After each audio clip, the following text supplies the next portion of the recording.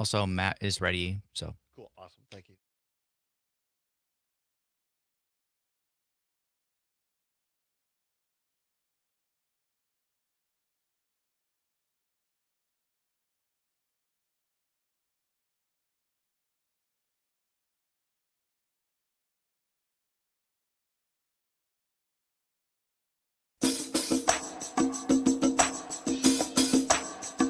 Live from the Civic Media World Headquarters in Madison, Wisconsin, it's the Todd Allbaugh Show.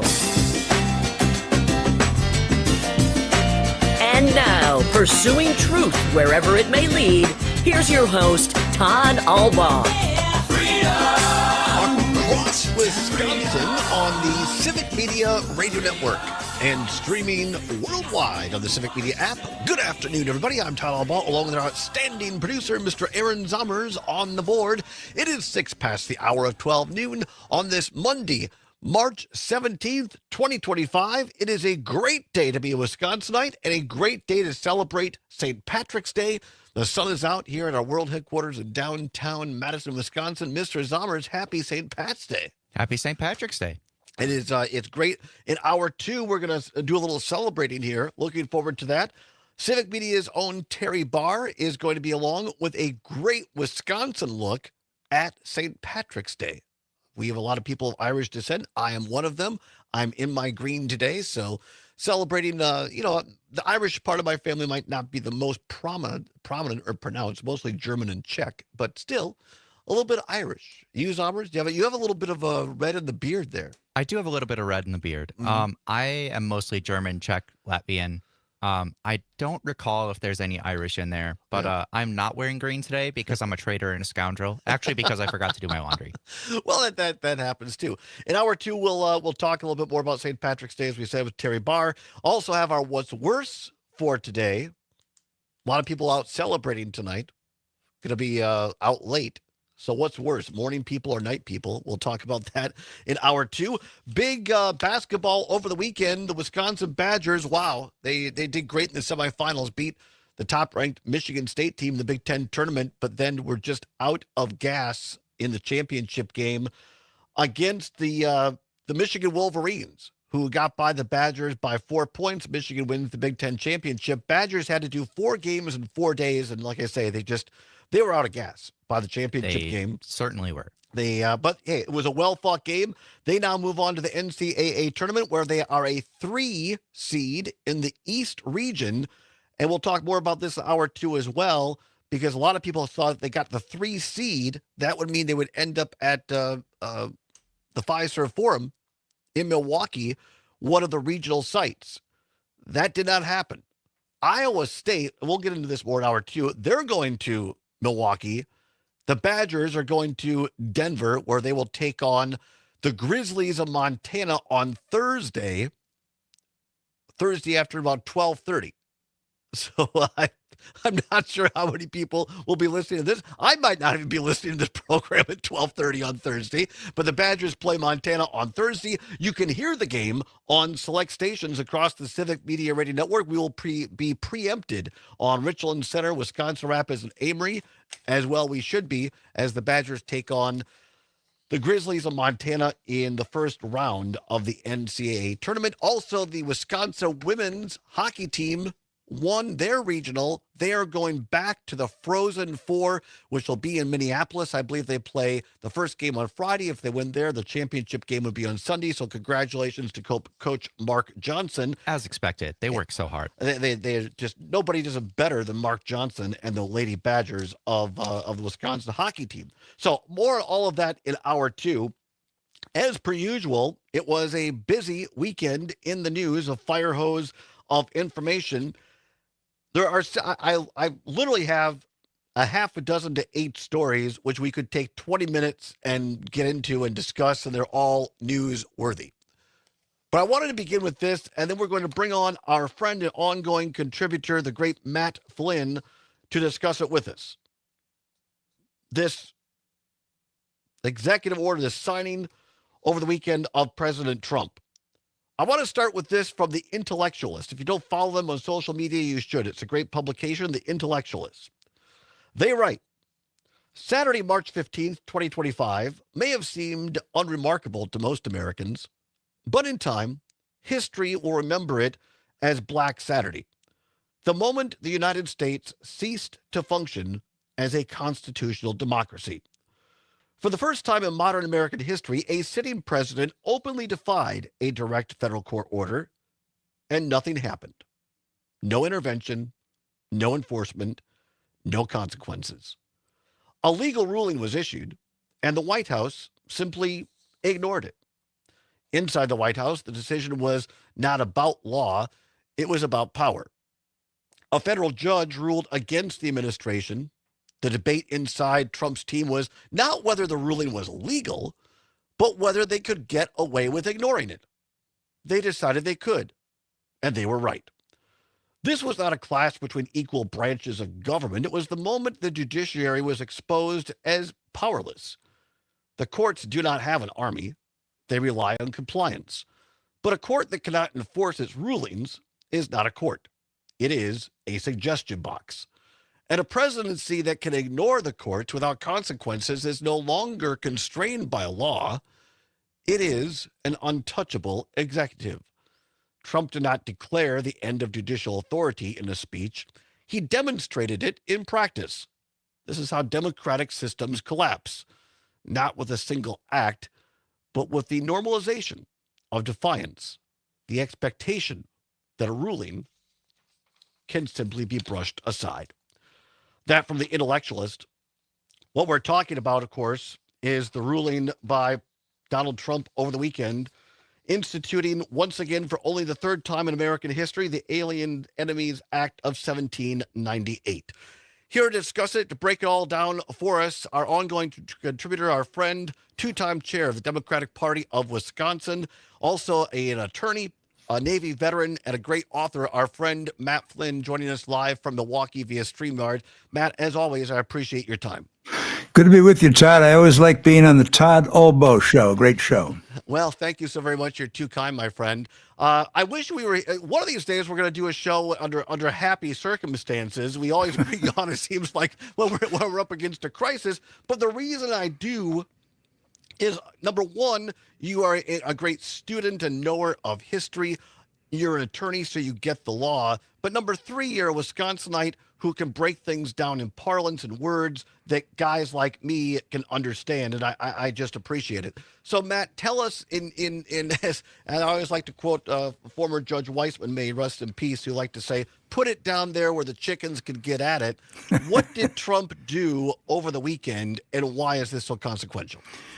He has plunged the country into a constitutional crisis. Here's the truth of the matter. It's true the judiciary does not have an army, doesn't have a police force.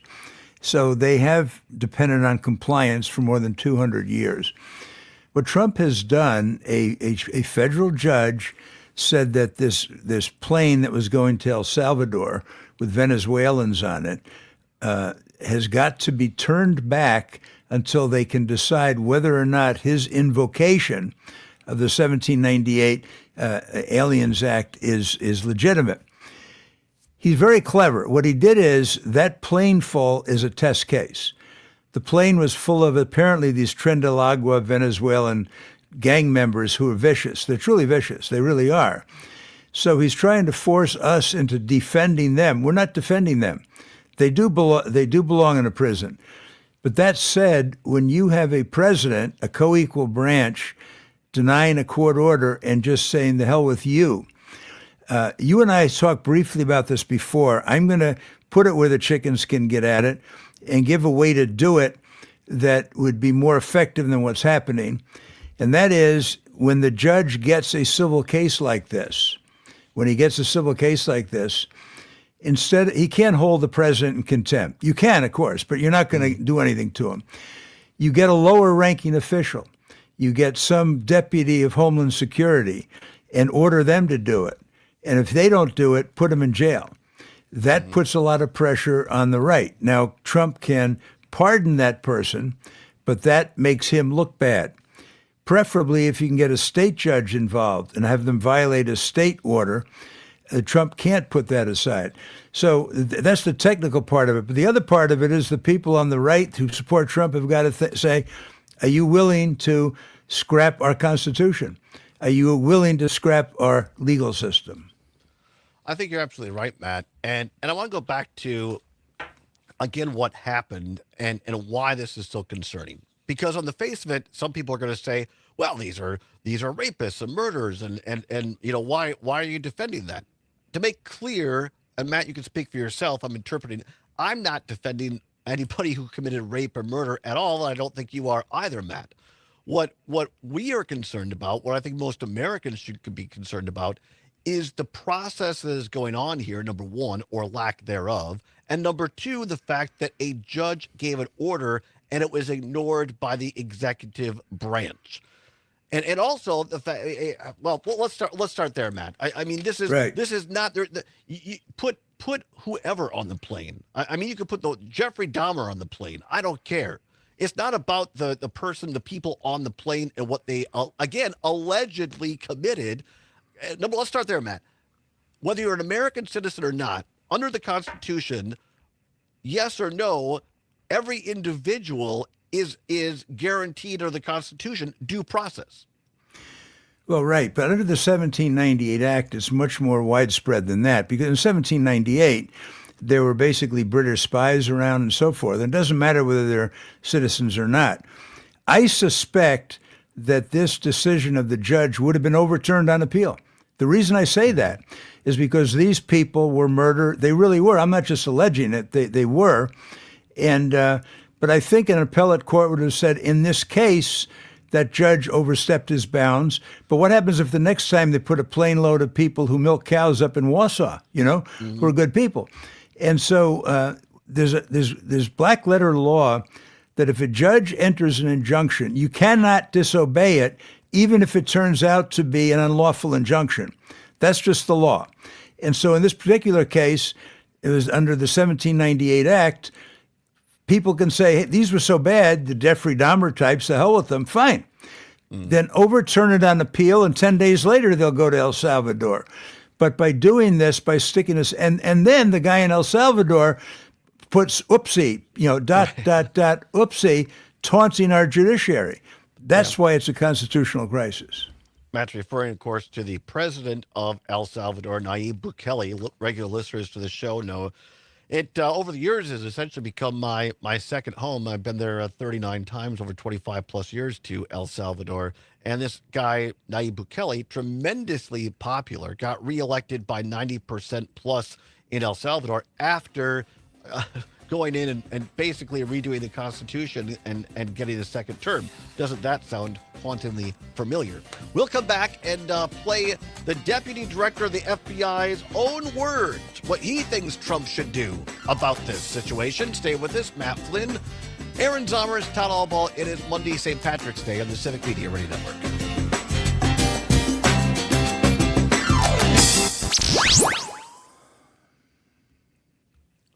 Conversation 92.7 WMDX. Very good, Matt. Always appreciate you. Well, this is a great segment. I mean, that's an important issue. Yeah, it really is. He disobeyed a court order.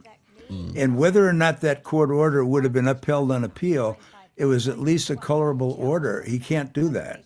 And next time he's going to ship off some cow milkers. Well, there's a story in the USA Today that I think was also in the Milwaukee Journal Sentinel. This guy, Brandy Bartell, and his girlfriend, fiance apparently, Camila Munoz, who went on their honeymoon and now she's in detention, and this guy voted for Trump. Yeah, well, serves him right. I mean, that's sad, though. It's very sad. Right, it is.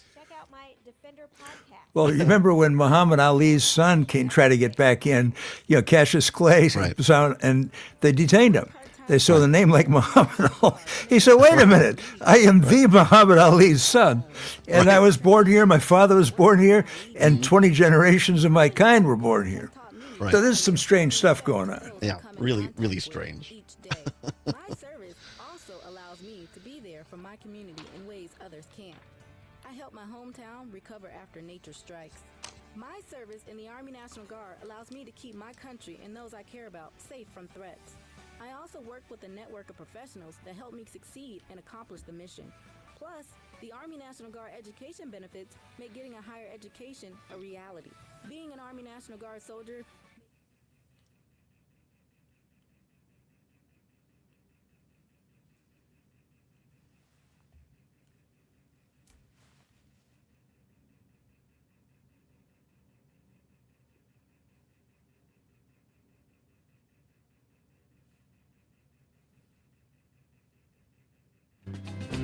On this side of the law, on that side of the law. Who is right, who is wrong, who is for and who's against the law? Welcome back to Well, Matt you Flynn see, Direct with Todd I Allbaugh. didn't No, it's really Todd Allbaugh Show with Matt Flynn Direct. Anytime you hear Johnny Cash played on this program, you can rest assured Matt Flynn is not far behind his unofficial theme song there. We appreciate Matt Flynn. Great friend of mine, great friend of the show, two-time chair of the Democratic Party of Wisconsin, an attorney, a veteran of the United States Navy, and an author, Matt Flynn. We appreciate you being back with us, Matt. 21 past the hour of 12 noon on St. Patrick's Day.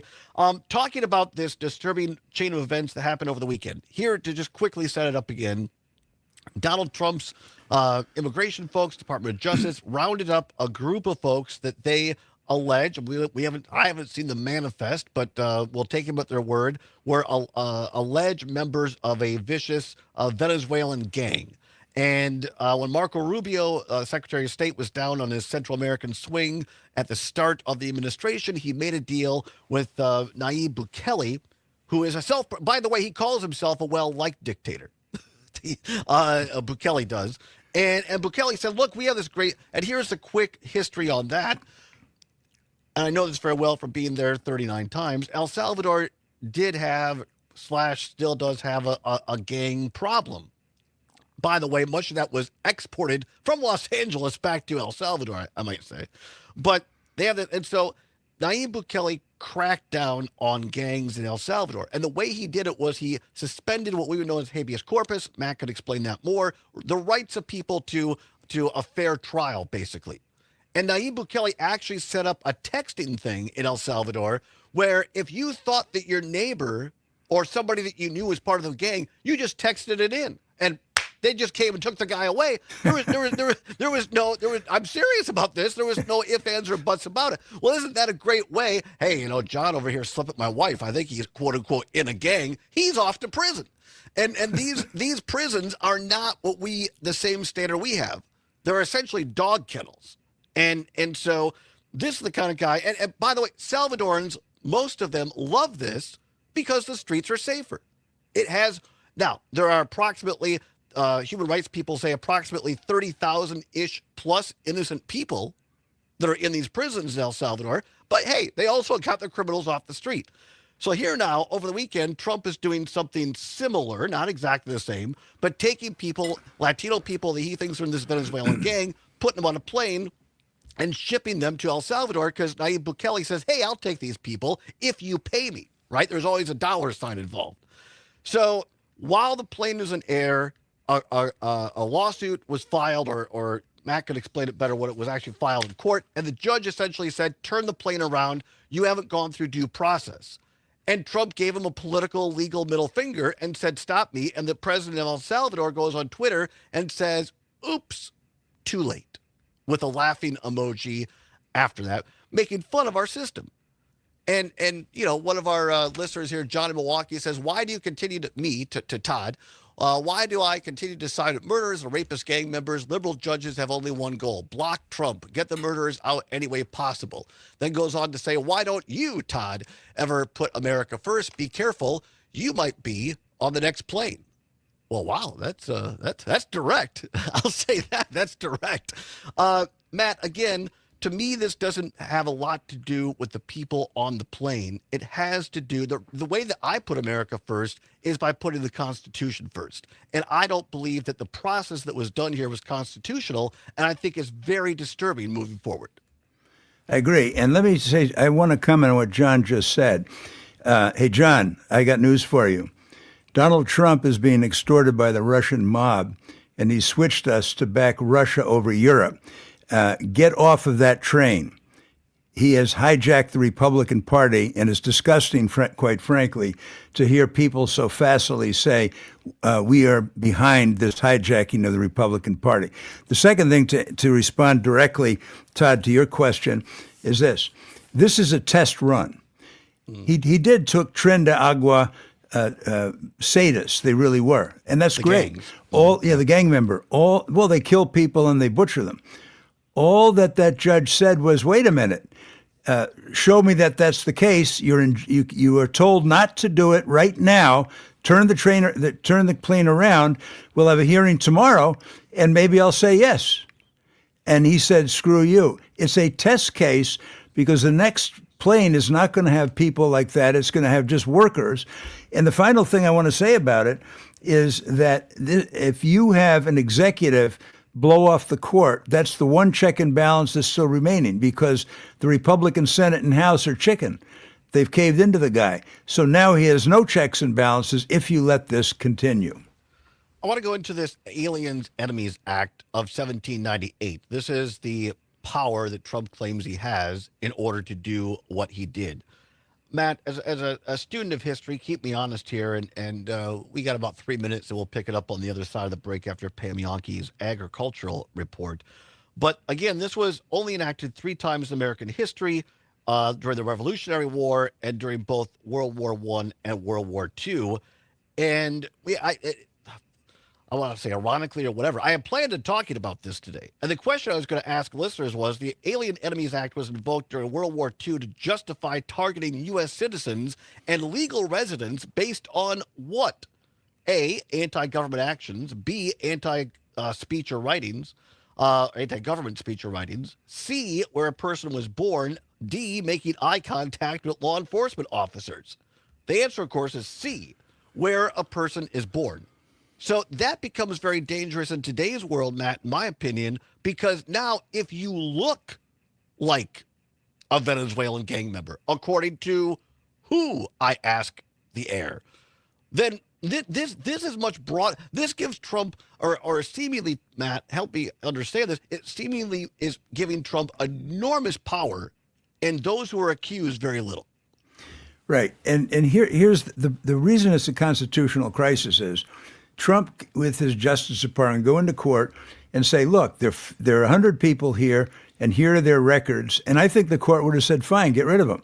And the U.S. Supreme Court would have said the same thing. With the Japanese out in California in the 1940s, some of them were Japanese spies. Some of them were. If they had come in and said, hey, these are Japanese spies, get rid of them. I get it, or lock them up. But what they did in the 1940s, they were afraid racially of the whole crowd, even though a lot of Japanese veterans who were put in combat in Italy and Germany, not in Japan, on our side, were innocent. And here, this plane load very likely isn't innocent. I don't care. The judge said, come back and show me why they're not innocent, and then we'll get rid of them. But the next time, the next plane load is going to be people who are simply working on farms in Wisconsin, and they're going to continue to do it. And speaking of that, when we come back, we have a story in today's USA Today of exactly that. Not even farmers. This is a couple who went on their honeymoon and couldn't get back into Wisconsin. We'll tell you about it on the other side. Pam Yonke's next on Civic Media.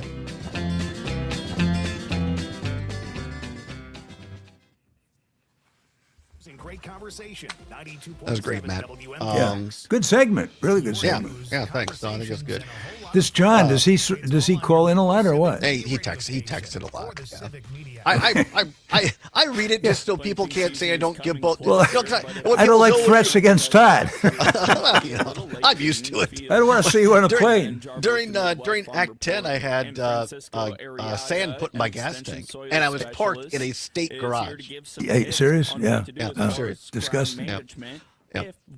And people calling my family saying ridiculous, disgusting stuff. So it's not good. I figure if you're taking the arrows, Matt, you must be doing something right. Yeah, you're on the air. They're not. But the other thing is, was that when you were in the Senate, was aid in the Senate, or what? Yeah, when I was with Dale Schultz's last term during Act 10, and then also on the mining stuff. See, he was also, that was when the Republicans controlled the Senate by one vote. Right. And he he joined Jauch and Cohen on the Senate floor, and you're one of the few people to understand this, and stood up and said, "No, I'm not doing this." And to people watching on the stream, when that is a cardinal sin in because at that point, once the leader has lost the majority, Dale could have joined the Democrats and called for a leadership vote right there and thrown Fitzgerald out right then. Right. Of course he didn't, but so Dale was the vote that originally stopped the mining legislation, which would have raped and pillaged, of course, our land and Indian ritual lands for rice. And that's when they went back and started doing the recalls, because they wanted to quote unquote Schultz-proof the Senate. Yeah. Right. And then they did the recalls. The Republicans got greater than a 1-seat majority, and they went back and ended up passing it. So Scott Walker could create, quote, thousands of jobs up in Mellon, Wisconsin. And today the job total is 0. So you as the chief of staff, they went after you too. Oh yeah. That's actually what prompted me.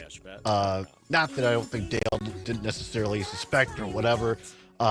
But that's why I went into his office and said, all right, look, I'm gay, but, because people didn't know, because I don't go around advertising it, I don't come on the show and say, welcome to the Gay Todd Allbaugh show. But people didn't know I was out to Dale or friends and family, and so they were calling my family and stuff and saying terrible, horrific things. That's disgusting. Trying to intimidate. Yeah. Because they thought that I had enough influence over Dale that if they intimidated I get it. That he would then change his vote. Yeah, got it. So, unbelievable. I've been through that kind of crap before. Unbelievable. Direction, though, as April contracts are down 18 cents at 17.38 a hundredweight, and May contracts are down 20 cents at 17.53 a hundredweight. For the Midwest Farm Report, I'm Ben Jarbo. You can always continue the conversation on social media.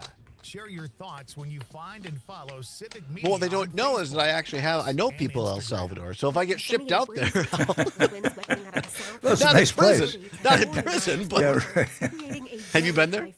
I've never been to El Salvador, but I've seen pictures of those prisoners, and he'll have like thousands of them bent over with shaved head. I'm not kidding. It's a scary Like I thing. say, I'm not exaggerating, folks, when I say it's tantamount to a human dog kennel.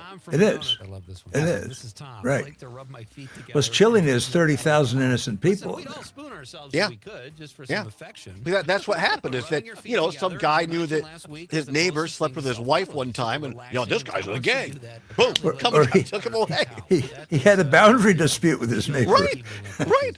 No, there was no due process at all. Just text this number, tell us who the gang members are, we'll be there, we'll get rid of them. And on the Civic Media app. Yeah, unbelievable. Every year, millions Just of wild. pets go missing, leaving So, families heartbroken. as it If turns you out, lose or find yes, a pet, crime is Allbaugh dramatically here to down. help. You got rid of most of the really bad guys. There's no but there's also- population. Leveraging technology across multiple media platforms to bring 30 lost seconds. All right, pets thanks. home. Just upload a photo and quickly search the largest national lost and found pet database. Let's unite to reunite, because every lost pet deserves to find their way home.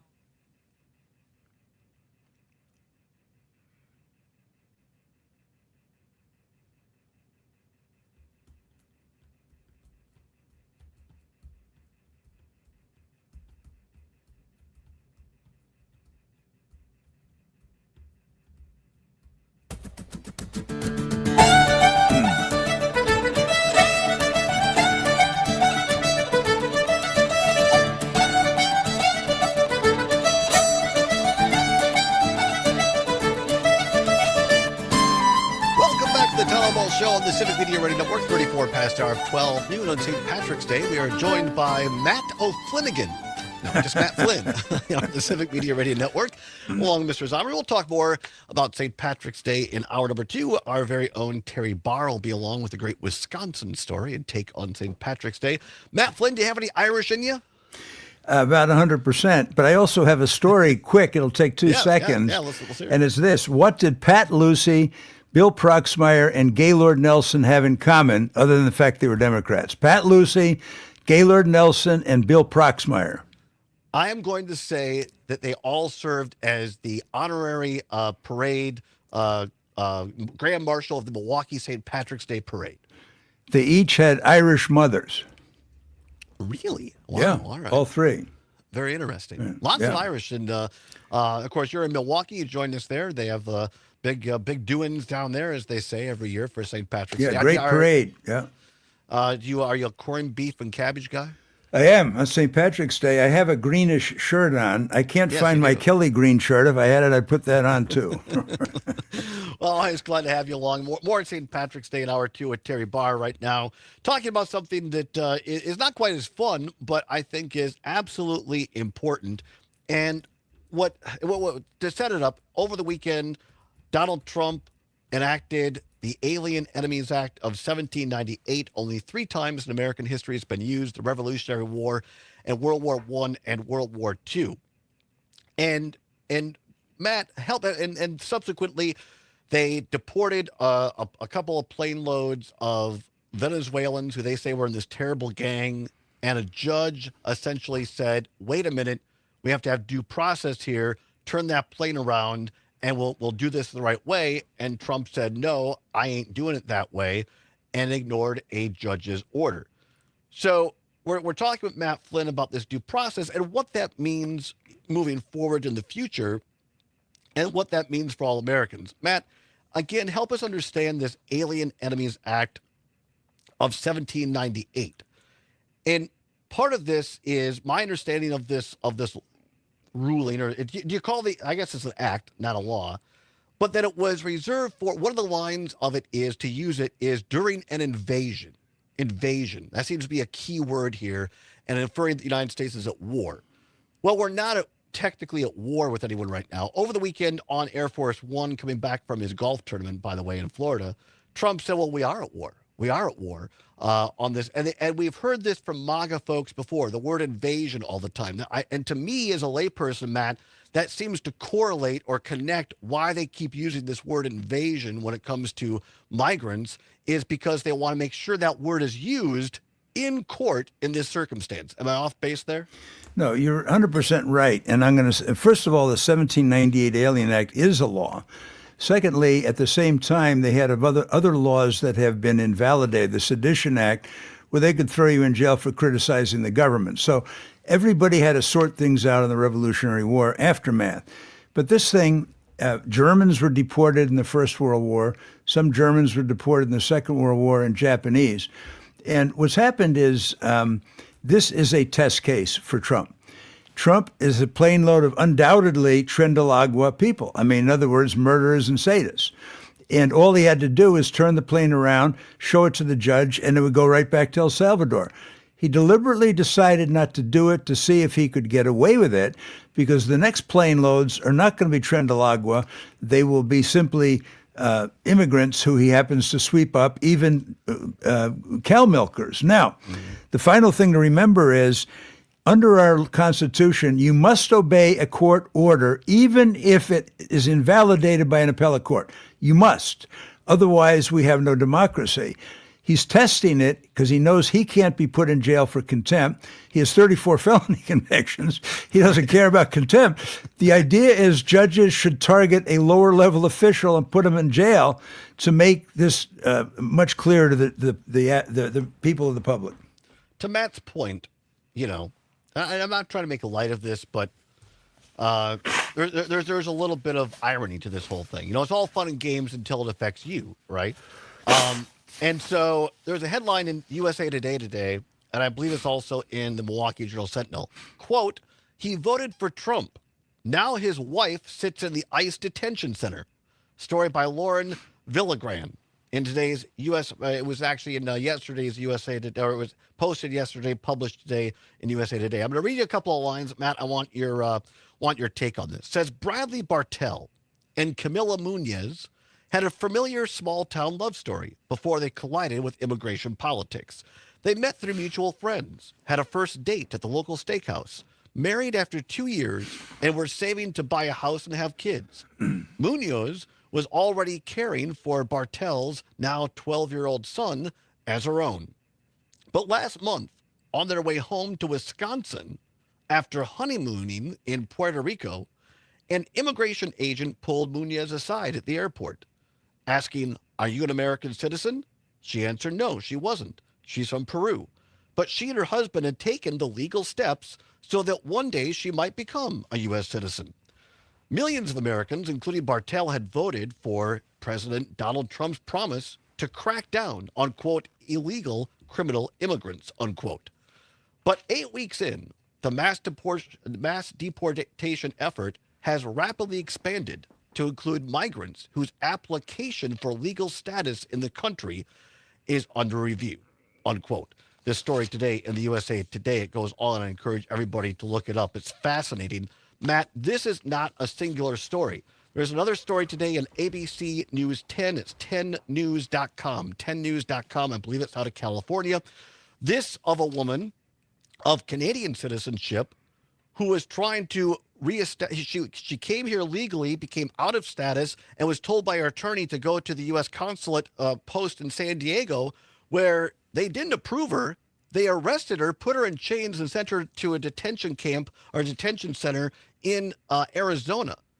These are not isolated incidents, to your point. What we're seeing now, and this over the weekend, this expansion of the Alien Enemies Act of 1798, to your earlier point, these are not now being applied to just murderers and rapists, quote unquote, but we have people who have come here legally, are married to American citizens, but because they lack immigration status as a citizen, they're now being taken away in chains.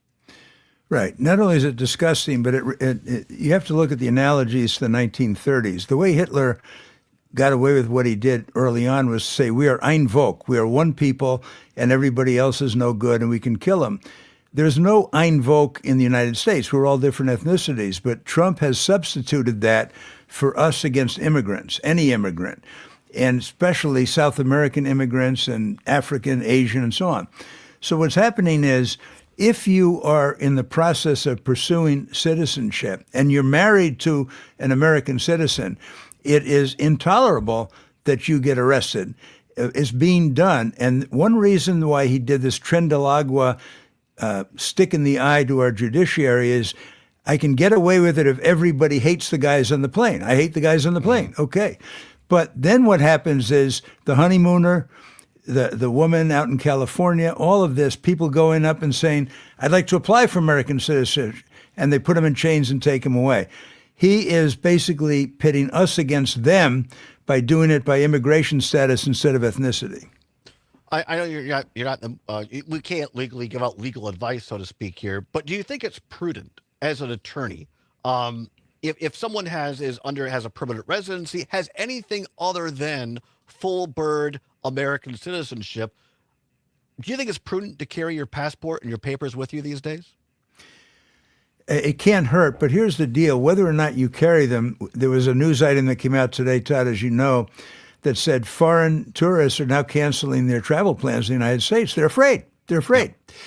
I think the best thing I would say to people would be, go about your business. If you're working on a farm in Wausau or something, go ahead and do it. But even if you have papers, unless the papers are clear that you have a green card, and even then, he can revoke a green card if he wants to. He thinks he can. But unless you have clear papers, doesn't matter what you're carrying, they'll grab you. This requires mobilization, frankly, by everybody in this country, even Trump supporters. In other words, yeah, you may want to crack down on cartels. Great, I do too. But what he's doing is using it as an ethnic wedge to crack down on South Americans, Asians, and Africans. Yeah. Even as the story says in the USA Today, and I believe Journal Sentinel today, is this Bradley Bartell from Wisconsin. He says he voted for Donald Trump. And Right. we've seen this from this Latino guy out east. I forget what state it was in. To your point, the guy had a green card and he was mistaken for a quote unquote illegal. He was arrested and put in handcuffs until he was able to prove he was, he was just assumed to be illegal. And he said his family had voted for Trump. So, I mean, this is not just people who voted for Kamala Harris as though that was any sort of an excuse. It's not. My point is that Trump he doesn't care who you voted for. If he just doesn't like you or somebody like you he doesn't like, put you on a plane to the dog kennels in El Salvador. 855-752-4842, 855-752-4842. Tom, listening on MDX in Madison. Tom, thanks for calling in. What say you? Yeah, the politics of us versus them. There's a great James Stanley book, which I'm sure I've mentioned before. It's always testing boundaries. I mean, Trump started out kind of mild, saying that John McCain wasn't a war hero, or he would mock a disabled journalist, and then it picked up to gassing peaceful protesters just to get a picture holding a Bible, and then it was attacking the Capitol, and now it's basically defying the courts. And as Matt said, yeah, if they put migrant workers on those planes, it would be one thing, but the gangs are just, the doorway into shutting everybody down. Remember, Trump said we won't need any votes after this one, and I think he's right. Yeah, thank you, Tom. Stalin said it doesn't matter who the people vote for. It matters who counts the votes. He is disassembling our democracy faster than Hitler did in Germany, which took him several months. This guy is defying courts. A lot of it is death threats from a lot of his supporters against Republican senators and congressmen. They're afraid for the safety of their families, but for primaries. He's disabled the Congress. Now he's trying to disable the courts. He's disabling the media. He's now attacked Rachel Maddow and said that she should pay for what she did, MSNBC. He has gone after journalists, said that they are enemies of the people. And these people don't have security, not the way he does. Mm-hmm. And he has a whole network of people who are essentially potential assassins who lie in wait. And these people are afraid for their lives. That's what he has done, largely because he's afraid of Putin. And he's afraid of Putin because he's been extorted by the Russian mob over the P video and the Steele report and over money laundering and, frankly, taking money from the Russians for 30 years. He's afraid of Putin, and to salvage his dignity, he's making other people afraid of him. This is the American democracy. This has got to be broken through. This whole thing has got to be exposed. And as long as people are afraid for their lives, they're not going to stand up for them. Against them. I think Matt so well said, and that's what a lot of this is concerning. I saw like Susan Collins. Oh, this is all fair. I'm going to write a strongly worded letter about concerning, but it's troubling. It's as a guy who spent a lot of time in the Republican Party, who left in 2011. It saddens me and disturbs me that I haven't seen over the weekend one solitary current member of Congress, Republican, speak out against this. And to your point, Matt, we have heard from great reporting by legitimate reporters in Washington, off the record or on background, that current members of Congress have told reporters that they will not stand up to Trump and these sort of actions because they are afraid for either their lives or their families' lives. Right. Yeah. Not only that, everybody out there listening, John and all you other Republicans, how did Donald Trump turn the Republican Party from an American party to a Russian Communist Party opposing Europe? How did he do that? Why are you keeping quiet? Todd's exactly right. The Senate and the House are keeping quiet. There was a congressman in Virginia had to hire a guard to take his 8th grade daughters to school, a Republican. Yeah. They're afraid for their lives, and that's got to stop. We'll come back, talk to Matt Flynn about something we can do. Voting on April 1st. There is a very important Supreme Court race here in Wisconsin, and we will take Matt Flynn's temperature on that and talk a little corned beef and cabbage. Come on back. It's the Allbaugh Show for St. Patrick's and Civic Media.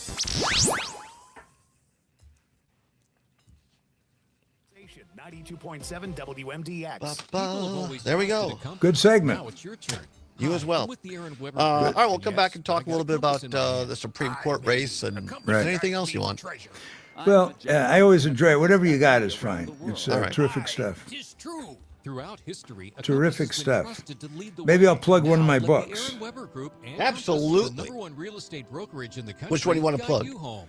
I think this time let's plug China Code. All right, very good. You're listening to the American Democracy Minute, keeping your government buy-in for the people. If you were an Irish Catholic immigrant in the 1840s through the 1920s, many of your Protestant fellow Americans, some of whom joined the xenophobic Know Nothing Party, tried to suppress your vote. A famine in Ireland and economic instability in Germany saw millions of immigrants. Do we have coming time to to America we have time to beginning come in with the 1820s. According the to Hamilton one? Smithsonian You'll Magazine, be back. between 1845 and 1854, That's a great line. including an Just estimated you 1/4 wait. of Yeah. Ireland's entire Just you. population. In cities like New York That guy and was Boston, terrific. the most It was. Protestant American He political stole the show, elite I saw thought. Irish The guy that played the Catholics king? as a threat to Oh, yeah, their absolutely. American culture. In 1849, He looked the part. shadowy Know Nothing Here's what the party intellectuals arose, had crossed Trump's between picture. a Here, political look at it. party and a street movement, and grew to America's first sizable You know, third party. that's funny, Historian but J. it's sad that Dolan it's funny. found that Know Nothing right, elected right, 8 governors, exactly. 100 Agreed. congressmen, and several mayors. Abraham Lincoln wrote, "When the Know Nothings get control, it will Right, read, 30 all seconds. men are Thank you. created equal, except Negro."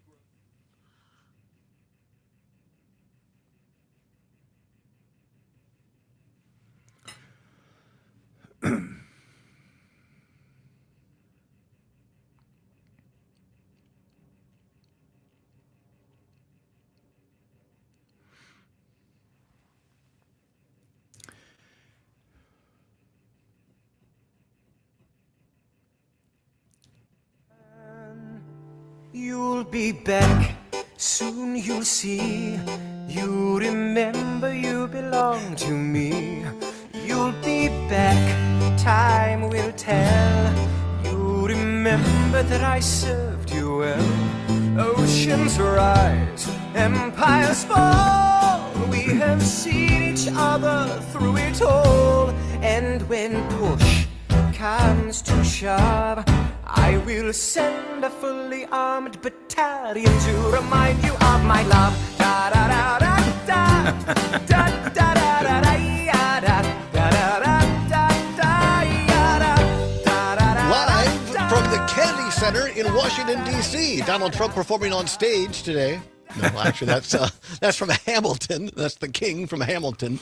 Matt, as we were talking off during the break there, Matt Flynn, of course, joins us, two-time chair of the Democratic Party of Wisconsin, an attorney, a Navy veteran, and great author. It's both funny and sad that's just applicable today.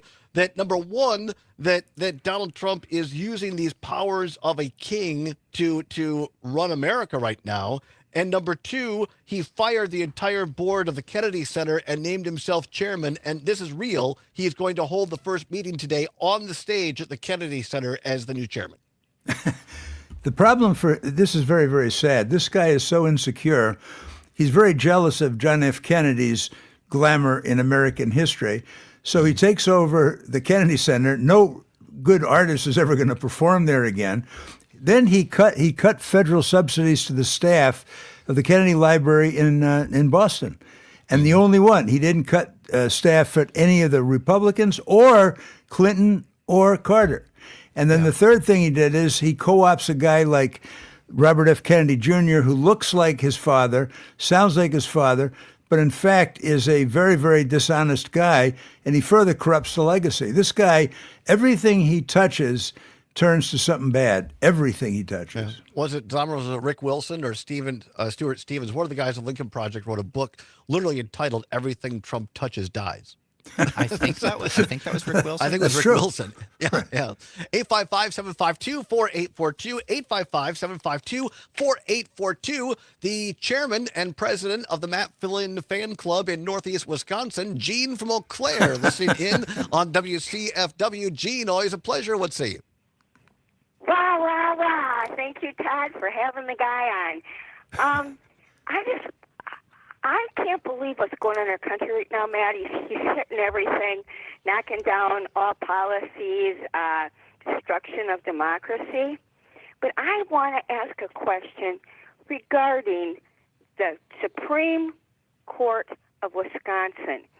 Now, I don't think I've asked different people, and nobody knows how long Schimmel would sit on that seat in the state of Wisconsin. Am I under the understanding that whoever is elected, like Schimmel, who people were glad when he was gone, with Walker, and going after the Affordable Care and the things that he's done destructively, is it 10 years that we will suffer consequences, even longer than President Trump and all of the different people that we are really concerned about? This guy would be on for 10 years. Is that right?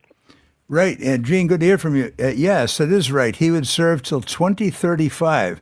You know how much damage he can do in 10 years? Quite a bit. We've got to stop him. Susan Crawford is excellent. And Schimmel, frankly, isn't qualified. I know Schimmel. I actually had a matter, not a litigated matter, but I had occasion to meet with him when I was practicing law. And there is no way that this guy can be on the Supreme Court. There is a rule in Wisconsin law that says a judicial candidate can't solicit money. And this guy said, quote, Menards ran out of knee pads. I bought so many of them to get down in front of my donors, and we need Elon Musk and Richard Uline to open their wallets, end quote. That's a violation. That's a direct quotation. That's a violation of Wisconsin law. He can't be permitted to clog this thing for 10 years. I didn't know that Brad Schimmel batted for my team, but I think that's news to me. Anyway, Matt, can you stick around for a couple more minutes after the top of the hour? Absolutely. All right, because I want to get your take on a couple of things here, more on the Supreme Court race. But this is great now. My former pastor, Sarah Cheney, watching from beautiful Missouri on Facebook, she baptized me with Jordan River water. That's no joke. That's real. She writes in and she says of what Trump is doing here on this Aliens Act, the Enemies Act of 1798, she says, the intimidation intended by the made-for-TV production in rounding up, shaving the heads, etc. of the gang guys, are we now not a few steps away from martial law? A plane full of journalists? How is it possible to stop it? Matt Flynn? Yeah, and Pastor, I think you're exactly right. And the thing about martial law is when you invoke it, it's very difficult legally to invoke it, but when you do, you can do whatever you want. Well, martial law would be, let's say the Russians suddenly swarmed in from Alaska and Canada and were killing people in Minnesota, you invoke martial law. But he now has a captive, Pam Bondi, a captive attorney general who would bless anything he did and say invoked martial law. In the last go-around, the AGs, the attorney generals he had, stood up to him. She won't stand up to him. If that happens, we want to avoid violence. I want to make that clear. But at some point, when this gets totally out of hand, what you have is violence. And that's why democracy is the best form of government that's ever been invented. It's an antidote to violence. Do you know that, did you hear, Matt, that every time Pam Bondi comes into a room now, they have to play the James Bond theme? She does look like a Bond girl. She's a Bondi girl. She does. She's basically a Stepford wife. Yeah. No, we're joking. Just hang on to your pants, everybody. All right, well, Matt Flynn on the St. Patrick's Day is still kind. He's going to stick around for at least one more segment here. Because when I come back, Matt, I want to talk a little bit more about the Supreme Court race. I have a theory. I spent the weekend up in Shawano County, a very red county, and we had somebody come to my parents' door up there canvassing for Brad Schimmel. I'll tell you what they said and what they gave him, and I want Matt Flynn's take on it, plus what's worse, and Terry Barr on St. Patrick's Day. Hour 2 is straight ahead. The Allbaugh Show on Civic Media's Radio Network.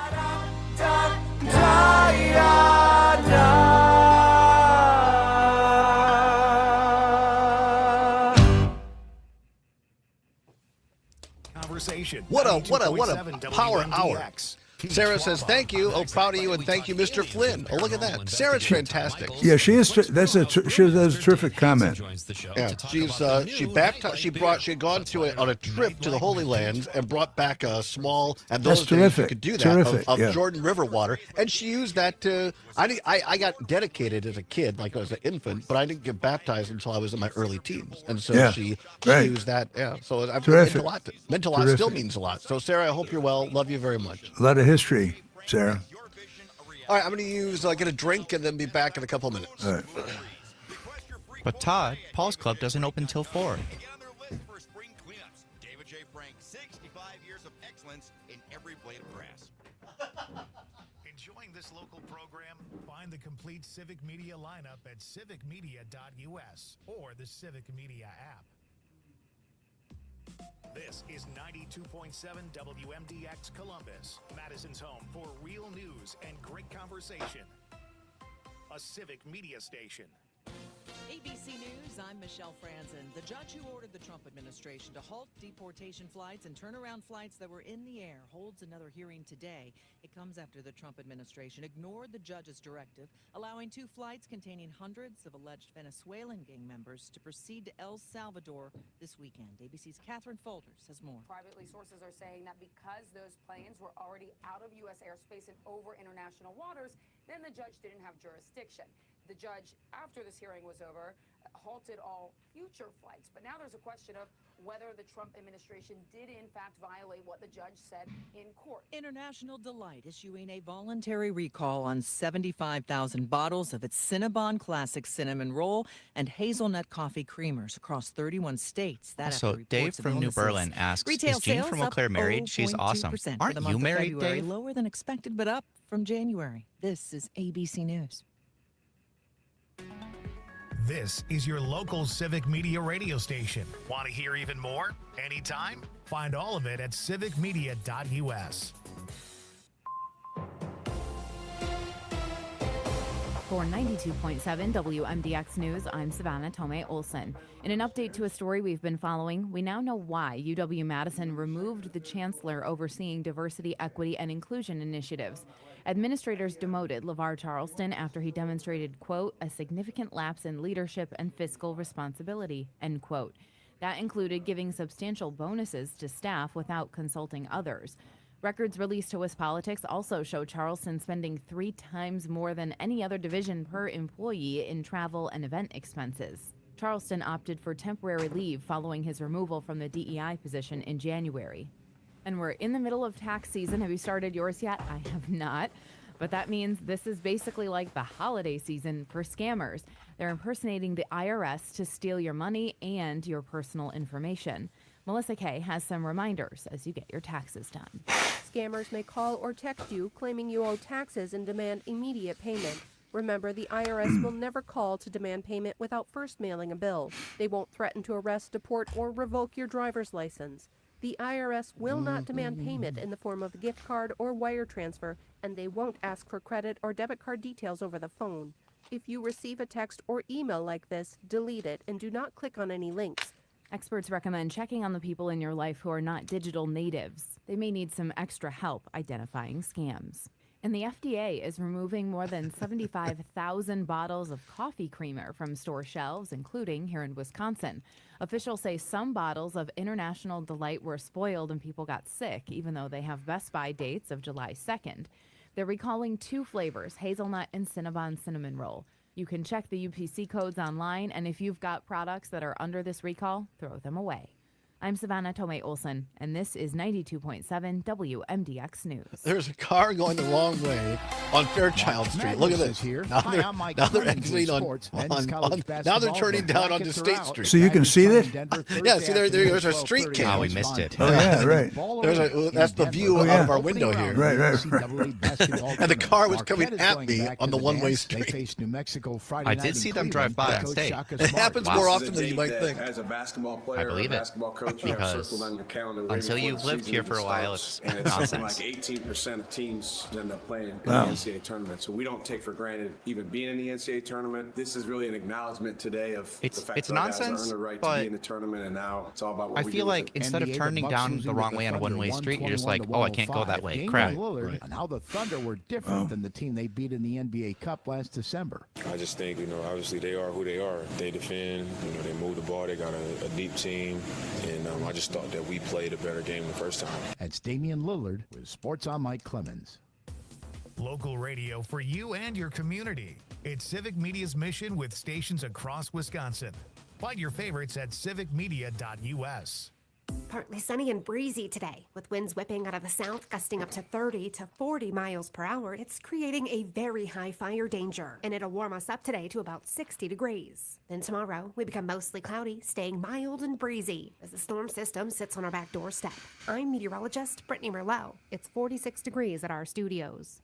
I'm Dan Schaefer. Let's recombobulate. Folks, we've got to talk about Derek Van Orden. The second-term congressman representing Wisconsin's 3rd District is at it again, dodging public meetings and making all kinds of unhinged comments. as many scramble and struggle to understand the chaos of what's happening in Washington, D.C., and how it's impacting people here in Wisconsin, Van Orden has been as frustrating and disrespectful as ever. In one instance, Van Orden took to social media to berate a veteran who had been fired from his job at the VA by Elon Musk's Department of Government Efficiency. And the veteran in question is simply someone who was just reaching out to his congressman, looking for answers. Van Orden's Breaking office news, has Derek also Van Orden hastily announced he canceled public is, in meetings, fact, and he has holding a made some town hall especially wild in La Crosse, accusations about people who Wisconsin, have been at attending the these bottom public events. of one of the Congressman Van largest Orden six needs to packs in the stop world this at the old Highland Brewery. He'll be waiting in the bottom of the tank. Anybody wants to stop by, he's welcome to stop by. What a 20 jerk. seconds. Yeah, here we go.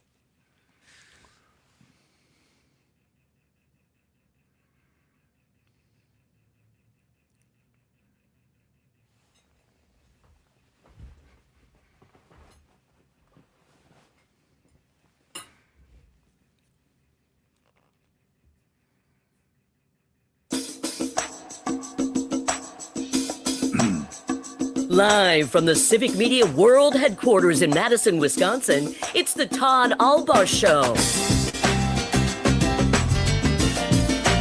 And now, pursuing truth wherever it may lead, here's your host, Todd Allbaugh. Across Wisconsin on the Civic Media Radio Network and streaming worldwide on the Civic Media app. Good afternoon, everybody. I'm Todd Allbaugh, along with our producer and engineer, Mr. Aaron Zommers, on the board. It is 6 past the hour of 1 o'clock. Welcome into hour number 2 of the big program on this Monday, March 17th, 2025. It is St. Patrick's Day. Thus, dressed in the old green plaid today, our friend, colleague, ongoing contributor, two-time chair of the Democratic Party, also an attorney, veteran, and author. We'll talk about that in just a minute. Matt Flynn sticking around for a little bit of hour number 2. We always appreciate that. And a full-bird Irishman, Mr. Flynn. How are you, Matt? And I have my green shirt on, too. Yes, Good to be with you, Todd. Todd great to be with you. McAllbaugh. That's great. Very good. I'm sorry we didn't plan this out better because, and we're going to talk about a couple of serious things in the Attorney General's race or the Supreme Court race in a minute. But to kick off this hour, because later on, at the bottom of the hour, the wonderful and talented Terry Barr from Civic Media is going to be here and bring us a Wisconsin St. Patrick's Day story. So looking forward to talking more about St. Patrick's Day. But here, Matt, we have Zommers and I picked this up. I saw this over the weekend. This is called Green River Zesty Lime Soda, and it comes to us from the great Wisconsin company of Sprecher's in Glendale, Wisconsin. Now, we have not tried this. Always dangerous trying things on the air, but here we go. And remember, whenever you see me, your radio and streaming host, have a beverage, it's a great opportunity for you, the home listening audience, to have a beverage as well. So here we go, Zommers. Here is what's called Green River Zesty Lime Soda from Sprecher's. There we go. Tastes like lime soda. As my old football coach, the late great Elvitus Rip, was fond of saying, not bad. For those of you listening who can't see it, if you've ever seen Spider-Man, directed by Sam Raimi, starring Tobey Maguire, the Green Goblin serum, like the juice they shoot in to turn Willem Dafoe into the Green Goblin, is what the soda looks like. It is very green. It looks very tasty. green. It is, and maybe enjoy some alcoholic green beverages after the show. Of course, we'll see. More on St. Patrick's Day at the bottom of the hour. But Matt, I appreciate you sticking around because I wanted to get into this Supreme Court race a little bit before we do our what's worse. And over the weekend, I was up seeing my dad and stepmom up in Shawano, just west of Green Bay, a very red county area of the state. And somebody from the Brad Schimmel, the conservative candidate, came to the door. They had a computer. It was obviously, it was not just random. They had one of these computers, so they had a list. Which is funny because neither my dad nor my stepmom are Republican voters. But still, they came to the door, and they had a big, oversized, we call them door hangers because there's a loop to hang on the door, although they get stuffed indoors usually. But on one side, it had a big picture, a flattering picture of Donald Trump, and it went on to list how Donald Trump is helping Wisconsin and helping America, and he needs help from Brad Schimmel. And on the other side, it was an attack on the great Judge Crawford, Susan Crawford, who is running against Schimmel, and a bunch of exaggerations and mistruths against her. Here's my question to you, Matt, as a former chairman 2 times of the Democratic Party of Wisconsin. It seems like at least some, not all, it seems some Democrats want this race to be a referendum on Donald Trump and Elon Musk. And they say this will be great because they messed things up so badly. Let's make it, certainly people are sick and tired of these people already. Let's make it a referendum on them. I think the Republicans, of course, we can't talk about this anymore really because it's not politically correct, but you know exactly what I mean about the old Uncle Remus story of Brer Rabbit. And it seems like to me that this is the Republicans saying, oh, don't talk about Donald. I think they want it to be about Trump. I think they want it to be a referendum because there was a great piece by Joe Hendrick, former a Republican state assembly person over the weekend, saying that in order for Schimmel to win, they need to get Trump voters that came out in November that aren't normally spring voters out, particularly in western Wisconsin. I think they want this to be about Trump to turn out their base. Yeah, that's an interesting insight. Let me tell you what I think. Schimmel has already said publicly that he will be a support network for Trump. He's said that in a big conference call to conservatives. And he has made it clear that he asked Elon Musk, Trump's guy, to open his wallet. Now, I agree with the sentiment that the Democrats aren't just anti-Trump. We stand for something. But that said, I don't think you run away from it. If a guy says, I want Elon Musk's money, open your wallet, and I'll be a support network for Trump, that's a valid point to make. Beyond that, Susan Crawford is really a highly independent individual with a superb reputation as a judge. And Schimmel is essentially an apparatchik. He's a troll. He's a Republican troll. When I was in law school, afterwards I clerked for Tom Fairchild, one of the great judges in Wisconsin history on the Seventh Circuit Court of Appeals. No judge back then of either party would have been partisan. Now it's ultra-partisan. You can't run away from it. But what I think is going to turn it around is what Trump is doing, not just on foreign policy, but domestic policy and especially Social Security. He has his guy Musk saying it's a Ponzi scheme and firing everybody at Social Security to slow it down, make mistakes, and then ultimately privatize it. So the guy that came to your door, your father's door, up in Shawano, not right now, but at some point, when he doesn't get a Social Security check, at some point, he's not going to vote for Trump, and therefore he's not going to vote for Brad Schimmel. I don't disagree with that, but don't you think, I shouldn't say it that way. I'll give you my opinion, you tell me what you think. I've been saying this since day one, that I think it would behoove supporters of Susan Crawford and the Democratic Party to spend money and make this about promoting the fact that Brad Schimmel supports Donald Trump's pardoning of the January 6th insurrectionists, including those who attacked law enforcement officers, including this guy from Pulaski who used bear spray on law enforcement and admitted it.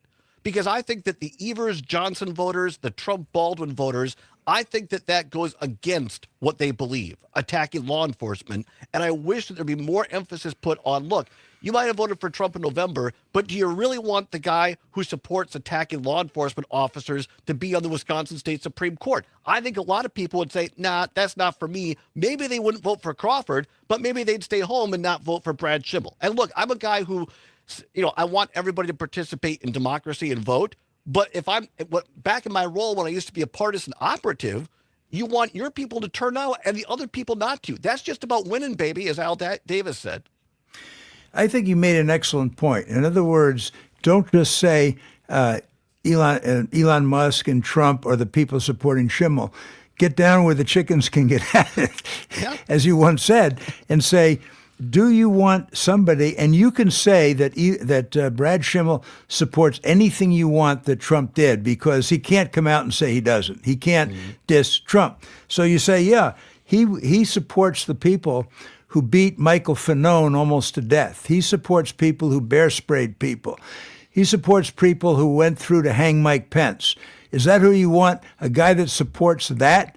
And then what is Schimmel going to do? No, I don't support any of that, but I support Trump. I like it. I like exactly your strategy. Quick call, Ollie from the Northwoods, 855-752-4842. If you can be quick, Ollie, please go ahead. I just would like to make a comment about an email that I received from Jen from Principals Pact. And I first off would like to thank her for the wonderful laugh I had reading her email. She said that we shouldn't support Crawford because she was a far left lunatic, basically, and that you should vote for Brad Schimmel. And I'm thinking I would have loved to just say, hey, Jen, Brad Schimmel has no principles. How can your pact support him? Right. Appreciate it, Ollie. Excellent. Matt, we see a lot of this, of course, these PACs who try to distort things. Yeah, Ali, thanks for calling in. And you really hit the nail on the head. This kind of stuff is going on all over the place. The people behind those emails are not just average people. The people behind those emails have financial interests. They have their hooks in Brad Schimmel. Period. End of story. They're trying to make it look like the average person. They're not the average person. Right. Elon Musk doesn't give a damn about the average person. 855-752-4842. Let's go to Milwaukee, WAUK quickly. Charles, you can make it quick, please. 30 seconds or less. Go ahead. Yep, Todd, I'm upset like you. I watched that debate, and I was waiting in there just for my wife. I wish she would bring up about Brad Schimmel saying that the January 6 rioters were treated bad. That, I'm like you, that needs to be right at the top of her going after him. You can't claim you back the blue, but then you support these people that beat cops and tried to kill him that day. 100%. Appreciate it, Matt. Yeah, you hit the nail on the head, too. Excellent, because she did what she could in that debate. She did a very fine job, by the way. I thought she did great, by the way. She's tough. She really is in a good way. But there's some things that could be said, and if she's listening, her people, go around the state in your speeches and say exactly what he just said. Yeah. Minute left, Matt Flynn. What's worse today? We're going to give you the first crack at it. What's worse, morning people or night people? You got to love them both. I'm a morning person, by the way. Remember, I used to do the morning show at Civic Media from 6 to 8. I'd get up at 4:30. With Zommers. With Mr. Zommers. Absolutely. Those were the days, my friend. I thought they'd never end. However, having said that, the fact of the matter is, there's nothing like a sunrise. Nothing like a sunrise. Speaking of that, go ahead, Zommers. What are you going to say? I do have to agree. There's nothing like a sunrise. Like going out and especially being outside, like for hunting, if you're just sitting outside and getting to watch the sunrise and hear everything come to life is fantastic. Yeah, agreed. I mean, ironic, we were talking about El Salvador earlier because one of my favorite things in life to do is there's a little place on the Pacific coast in El Salvador called Costa del Sol, and I rent a little place there, and I make sure I get up before sunrise, and I walk along the Pacific coastline and watch the sun come up, and it's beautiful. You see fishermen out there casting their nets. I've run across sea turtles, and it's magical. It really is. Sunrises are absolutely magical. Matt Flynn, quickly, we got a minute left there, 30 seconds. The book, China Code, where can people find it? Anywhere that books are sold, go on Amazon, go on Barnes & Noble. I'm very proud of this novel. It's gotten a lot of talk. Bernie Weber, a math genius, breaks the Chinese code. Chinese communist assassins come to the United States to kill him, and the black and brown gangs rise up to defend Bernie Weber. You got to read it. It's great vacation reading. China Code. Get it wherever books are sold. Matthew J. Flynn, always a pleasure. Thanks, Matt. We'll talk to you soon. Good to talk to you. Good to be here. Back after this. I almost forgot China Code. I apologize. We should have brought that in sooner. How do I sign off? What do I click here? Mr. Zommers, what do I click? I will pop you out, and then you can just close it out. The X. Okay, good. Thank you very much. You can never leave, Matt. You're locked in here forever. I won't come in this room again while the camera's on. Oh, God. All right, thanks, Thank Matt. you, Mr. Zommers. Thank you. Thank you. Bye-bye. All right, bye. Adios.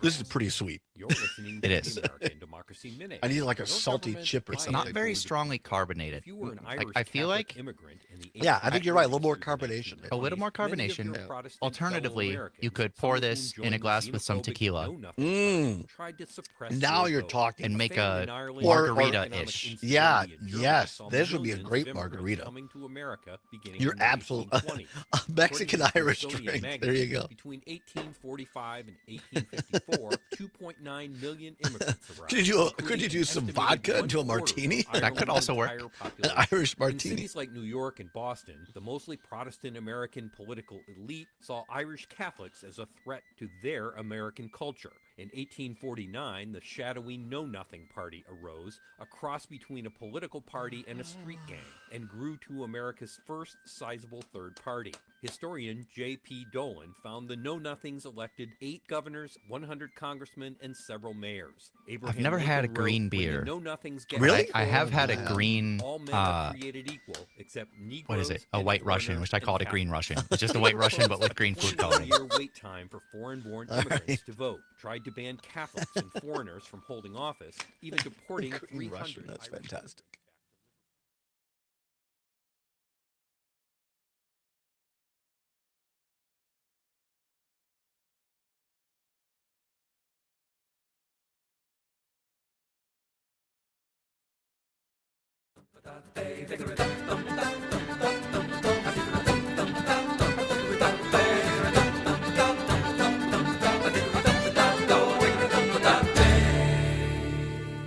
Step, we gaily on we go, heel for heel and toe for toe, arm and row, all for Mary's wedding. Step, we gaily on we go, heel for heel and toe for toe, arm and row, all for Mary's wedding.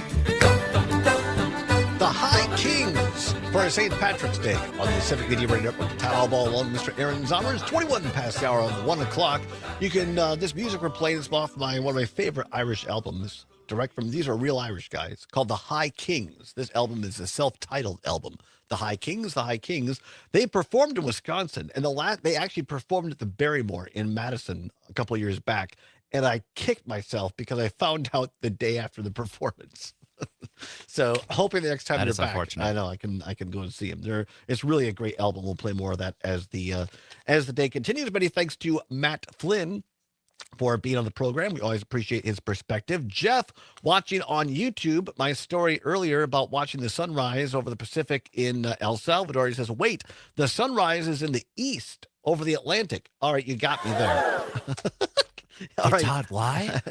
Jeff, you got me. I guess if I'm accurate, because El Salvador's coastline is, curved, it's not straight.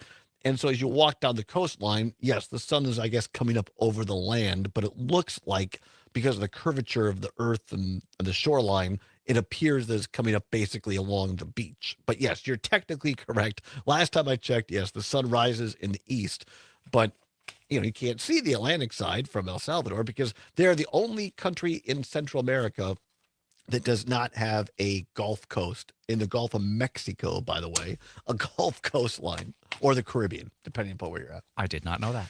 Now you do. All right, 23 minutes past the hour, 1 o'clock. Time for a quick round of What's Worse. Let's go. This or that, this or that. Then of course, the choice is yours. You can get with this or you can get with that. Time once again for a speed round of What's Worse. Nothing to give away, no prizes involved, but it is your chance to be heard across all 11 stations in the Civic Media Radio Network. Coming up at the bottom of the hour, just after Terry Barr on St. Patrick's Day. But right now, What's Worse, and this is timely, as we said, timely indeed, according to Mike Lucas, as he likes to say, because a lot of people on St. Patrick's Zommers will be out partying tonight. And they will not necessarily be morning people. But today's What's Worse, morning people or night people. Morning people or night people. 855-752-4842. 855-752-4842. You can also text us on the Civic Media app. If you don't have it, go to your Apple or Android device. Go to your app store. Type in Civic in the search bar, CIVIC, Media. Click on the CM logo. It takes less than a minute to download. It's free. It's what Gail King at CBS calls a deal, the Civic Media app. What's worse, morning people or night people? 855-752-4842, 855-752-4842. Dave, listening in New Berlin, says, I'm a morning person. Although I must say night people get the best because if they are, quote, unquote, super hardcore night people, you get to see the sunset in the evening and the sunrise when the party is over. That's a great point, Dave. I did And not then you think just about sleep that. all day. Right. That was one thing that was nice when I was working third shift, was getting to see sunrise and sunset. Right. That was about the only nice thing. Yeah, pretty much, right? 855-752-4842. What's worse, morning people or night people? 855-752-4842. I like, for those watching on the stream on Facebook, YouTube, Twitter, lovely picture that CP has put for the morning person. An Irish-looking man, kind of an auburn beard with blue eyes. And very relaxed. Fair-skinned, yeah. Looks like he could be a photograph for a beard oil salesman. That is what it looks like, isn't it? And then the person has a woman just looking completely disheveled and not happy as a night person. So I think there's some bias in this picture here. Yeah, maybe. 855-752-4842. Sherry, listening in beautiful Horicon, went by Horicon over the weekend. Sherry, thanks for calling. Morning people or night people? What's worse? Todd. Hi, Todd and Aaron. How are you guys doing? Doing great. I love your show. Well, thank you. I'm right now making shepherd's pie for St. Patty's Day. Excellent. That's awesome. It's baking right now. So I am definitely a morning person. I wake up at like 6, 5, 4:30. Wow. But I rearranged my room so I could watch the moon and the stars at night through my window. So I really like nighttime better than morning. But unfortunately, after years, you're getting up so early, your body just knows it's time to get up. Right. And it's like, no, I want to sleep like 3 more hours, please. I feel So that. I don't know which one I am. I feel that. Well, thank you, Sherry. Enjoy the shepherd's pie and happy St. Patrick's Day. Appreciate your shall. listenership. All right. Thank you. Happy St. Patrick's Day. Bye-bye. And to you as well. Thank you so much. 855-752-4842. 855-752-4842. What's worse, morning people or night people? We have Jane in Eau Claire saying, this is Jane in Eau Claire on WCFW. The Tap, I think that night people are worse, especially after drinking is involved. Well, yes, late at night, those who imbibe, yeah, absolutely. Tyler, listening in on Columbia County, says morning people are worse. Unless you're a wonderful snowplow driver, if your vehicle makes loud noises at 4 a.m., it is the worst alarm clock. Yeah, I had an apartment one time that my apartment was right below the underground parking garage door. And so, like, the trash pickup people were not supposed to come until after 8, but they would regularly come at like 6 o'clock in the morning, and you'd hear the beep, beep, beep, backing up. That is unfortunate. And I was just like, wow. 855-752-4842, 855-752-4842. Do a little what's worse for you. We'll see if we get one more call in here before the top of the hour.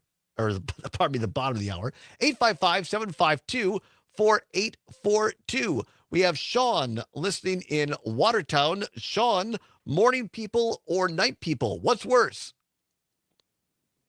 Morning. Any particular reason? Grumpy.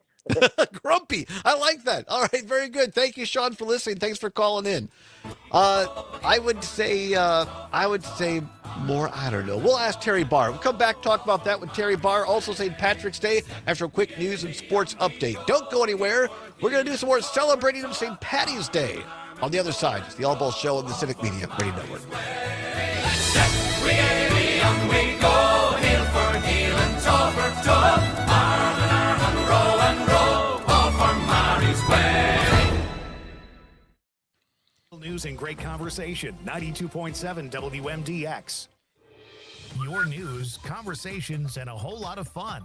It's all on your local Civic Media radio station or the Civic Well, in the Media past, app. they've said Jay, and now it says Jane. I just Well, don't. she said Jane in her text. For 92.7 In past texts, it says Jay WMDX from that I'm same Savannah person. So Tomei one of them Olsen. is voice to text. That So was I'm just some not rain going to change this the name. weekend.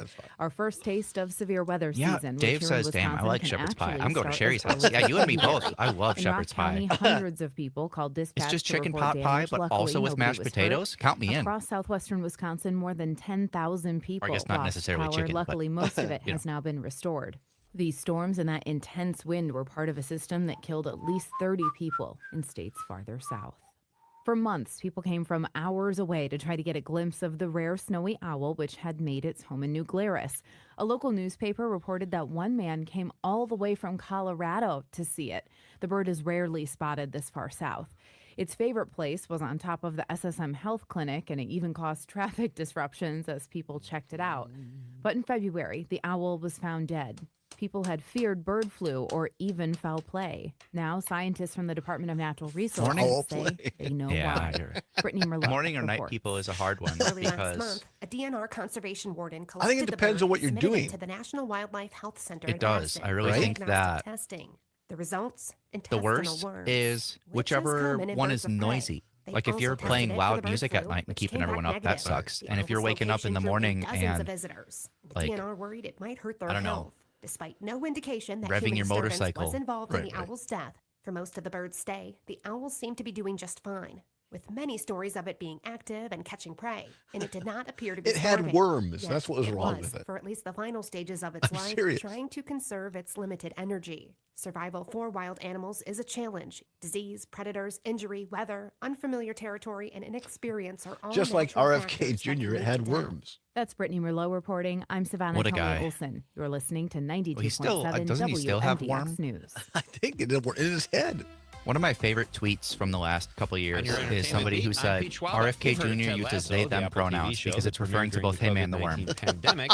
It came at the right time and seemed to make people warm and fuzzy all over and give them much needed laughs. We could use more of that now. And according to Variety, the show is coming back for a fourth season. Ted will be portrayed by Such a good Christopher tune. Walken. Just Yeah. kidding. Even though I think that When would I was be in hilarious. college, we had a Jason lot of, Sudeikis returns to the show that garnered 66 Emmy like nominations musicians and from around the 13 world, wins. and The we had a exact couple release different date has Irish not yet bands, been mentioned. and they were both SNL 50 fantastic. happened That's weeks ago, but fantastic. Variety That's is awesome. reporting Would you that look Bill who it Murray is? got very There she is, emotional the during wonderful, festivities. the talented Terry Bond.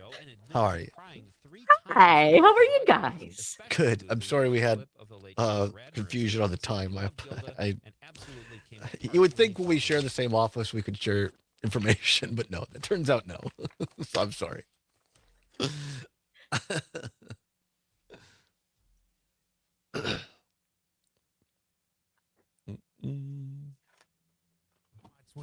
Yeah, we got a couple minutes, then we'll be on. And All right, very good. We'll start out, Terry. We'll ask you what's worse for the day, morning people or night people, and then we'll get into this wonderful I heard story that. about New Dublin.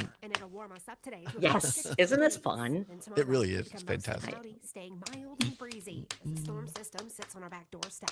I'm meteorologist Brittany Merlot. Currently, it's 48. We have our. I'm sorry we didn't send you one, but our Sprecher Green River Zesty Lime Soda today. Zombers would be very good in a margarita. I agree with that. It would. It Like would. a blended Irish Mexican margarita. Oh, nice. Oh, and then what was the lady making? Shepherd's pie. Yes, shepherd pie. Wow. That's impressive. I was gonna go get Ian, so I don't know what else I'm gonna have. I don't know where to go to get corned beef, I suppose, because all the There's an Irish pub downtown but here. you know that the Irish You're just gonna places, get a burger. They're gonna be packed today. Also that. Right. We got about 30 seconds. All right, thank you. Babes used to have really good corned beef and cabbage, but I know they're gone.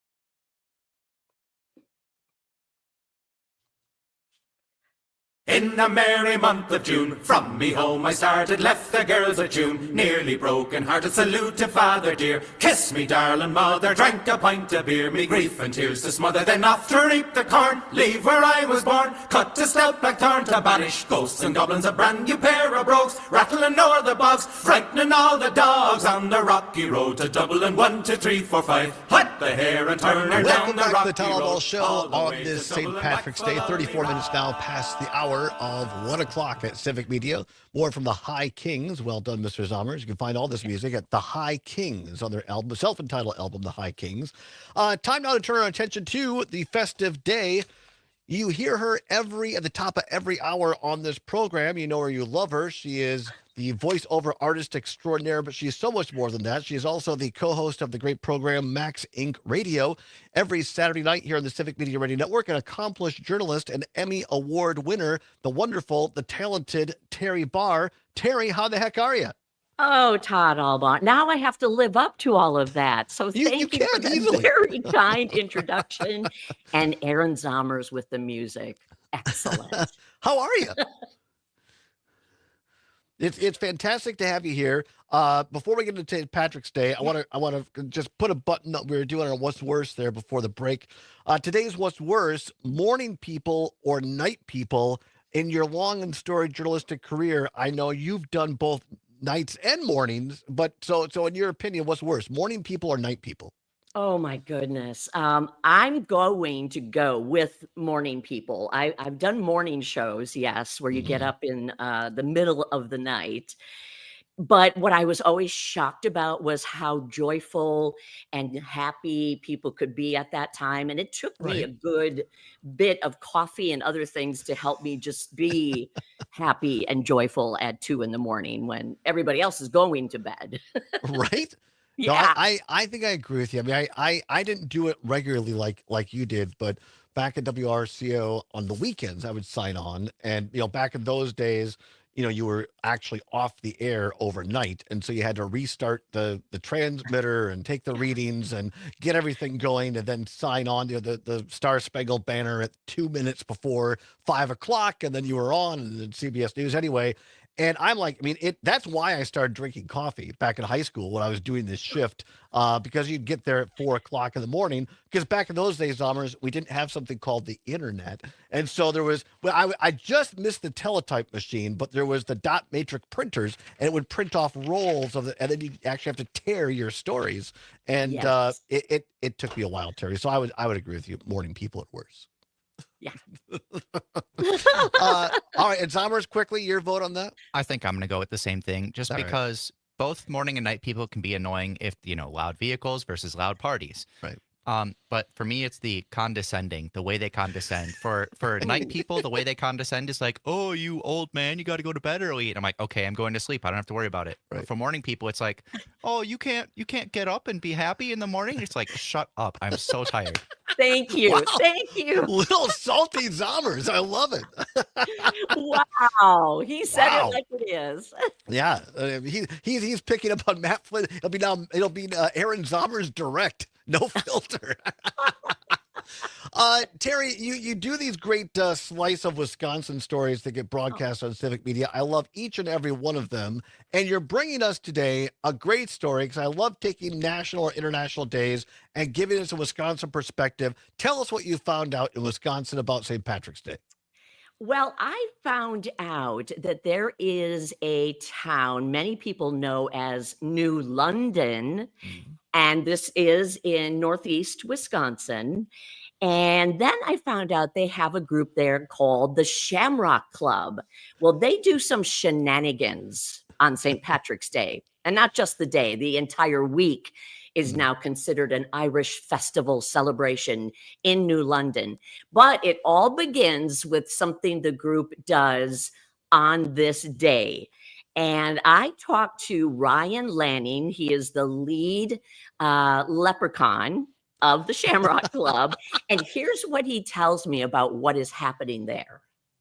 It started over 40 years ago, and it's just been a tradition ever since that on the Monday of our St. Patrick's Week is we always have Leprechaun Day, and the leprechauns are responsible for changing the population sign symbolically from New London to New Dublin. And then they visit various schools and nursing homes, and basically everywhere they can go, they go and visit everybody, get them excited and pumped up for the week, and start getting things ready. How excited are people sort of leading up to what they know you'll do in the exchange of the signs, but then also knowing you go to schools and all these other visits that the leprechauns make? I love that. Extremely excited. You know, we bring smiles more than anything, and we like to enlighten our community. That's part of what we're about. And truthfully, I think everybody looks forward to seeing us, seeing the green suits and all the mischief and shenanigans that we like to pull. There will be plenty of them to be had on Monday, that's for sure. It's just a great time for everybody. You How sign about off on your email with a word. What is that word?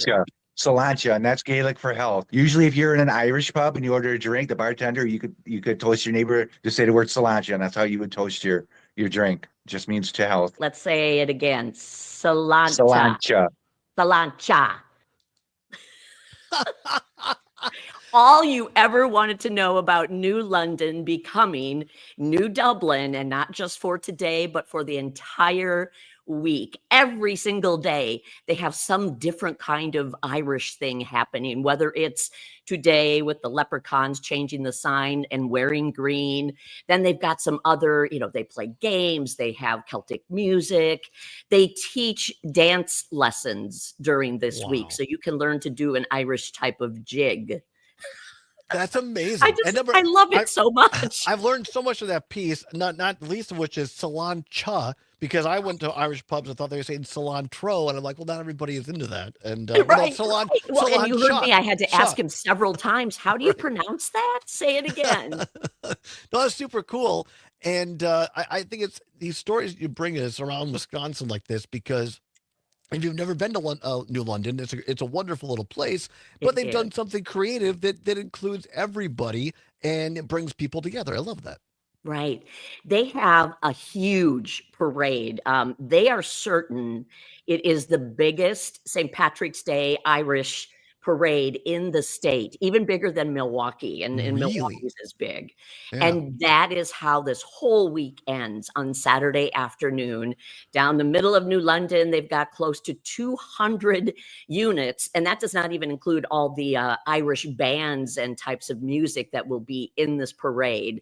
And it just gets bigger every single year. And as you heard him say, they've been doing this 40 years. So they have definitely put New London, New Dublin on the map when it comes to this holiday. That's amazing. So it happens all week, and the parade culminates on this coming Saturday then? Yes. That's awesome. So people that listening around the state, hey, if you want a little weekend getaway, get in the vehicle and head over to New London, or this week, New Dublin, and check it out, right? Right. What I also learned from Ryan, and I didn't realize this, when you go to New London, if you don't on purpose drive into the city, the way they have the highway routed now, you go around. They have had road construction for a really long time downtown. So it's done now, and they are thrilled because the parade is back on the main street, the regular route that it's been on all these other years, except for in the last year because of all the road construction. So their theme for St. Patrick's Day is all roads open to New Dublin. I love that. That's awesome. Yeah. That's great. Now, wait, we have breaking news here, Terry Barr. Robert, watching on YouTube, says, I love Terry. She is an amazing person who grew up in Shawano County. Now, I'm not sure that I just spent the weekend in Shawano because that's where my dad and stepmom live. I'm not sure I knew that about you. Yes, I grew up in, for anyone maybe familiar with the little town Leopolis. I've heard of it. Yes. Yes, it's right off of Highway 29 between Green Bay and Wausau, basically, up in the middle. I went to high school in Marion, which is outside of Cliftonville, and my mom actually grew up in Shawano. So we still have a lot of relatives and friends that live in the Shawano area. And so, have you been to this parade, having family and stuff from there? Have you spent time in New London, New Dublin at this event before? Yes. In fact, back in the day when I was working in Green Bay in television in Green Bay, we covered this parade because it was part of our viewing area. And then even longer ago than that, when I was a little kid, we would go for fun because my mom loves a good parade. And I can vouch for this one. It's fun. It's big.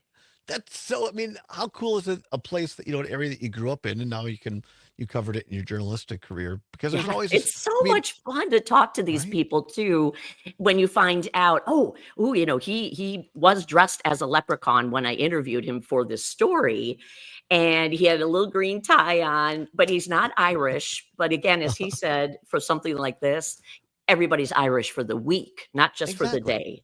Right? I mean, everybody, you know, kiss me if I'm Irish, just kiss people. I mean, get permission first, but I mean, we don't want to be God. promoting assault, but I mean, if you say, hey, can I kiss you? I'm Irish. I mean, hey, why not? And if you have a little, this is the non-alcoholic green beverage. If you have a couple of beverages in, I'm sure there's green beer in New Dublin this week, isn't there?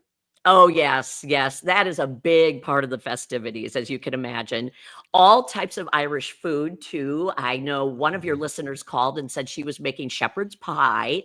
So Sherry they'll have Horicon. that. They'll have the good old corned beef and cabbage. Oh, I love that so much. Oh, I know. but Is it it's so much fun to just go and enjoy and right? just be part of a community like this if you are able to do it. Well, and you did a slice of Wisconsin on the American Birkebeiner in Hayward. We've been there the last couple of years covering that. And what I'm struck by, because they had actual legitimate snow this year, they could have the finish line Oh, yeah. downtown. It's a completely different vibe versus the year before where they had to do it up on cable around the little loop in the woods. But I mean, I'm just struck by how many small downtown businesses in Hayward. I mean, this is a make or break week for them during the Birkebeiner. Is it similar with the New London / New Dublin Irish Fest? I mean, do these small businesses and organizations have a lot of fundraisers? Absolutely. This is the big one for the year. And if you consider also that they had all that road construction that really messed up the fest last year, they are counting on success this year. And I think they've gone out of their way to make each and every day extra special. So people will find a reason to come out and spend their money and hang out in the town and go to some of the local bars and the restaurants. And, even the shops on the main drag are super cool. What a great way to Yeah. just go and find maybe some treasures or something new that you have not seen or been a part of before. Couple of minutes left before we have to say goodbye, Terry. In all of your travels and your great career covering stories like this, what are one or two of the takeaways that you find that's common amongst Wisconsin with all these great festivals? How proud people are of their own communities. And, even Ryan talking to him about New London and New Dublin, he's been part of this particular festival for 10 years. Wow. And when he spoke with me about it, we did the interview by Zoom, so I could see him. You could just see the pride when he talked about what this does to bring not just the people in that city together, but to bring others in to show off their city, to show off their community.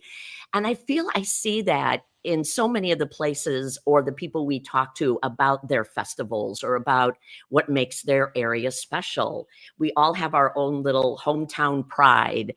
And I know when you were in Hayward, I was watching you on YouTube, and during your show, everybody you talk to, again, there's that pride, Yeah. and they are so thrilled to be able to tell others about it.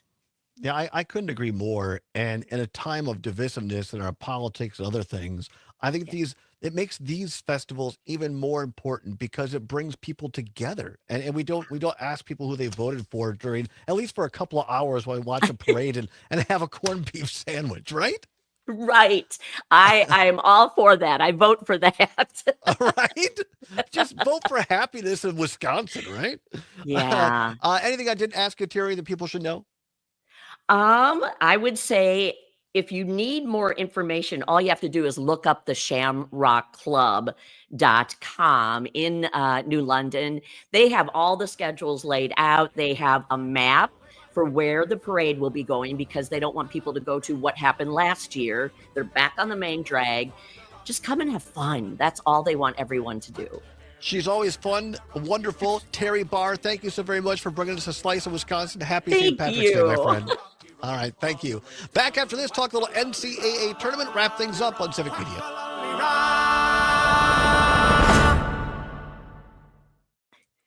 You're amazing. Thank you so much. You are amazing. That was super fun. Thank Yeah, it you, was fun. Todd and Yeah. Aaron. Thanks so much. Got to do this more often. So thank you I very would much. love to. Anytime. All right. Thank you, Terry. Have a great day. Bye-bye.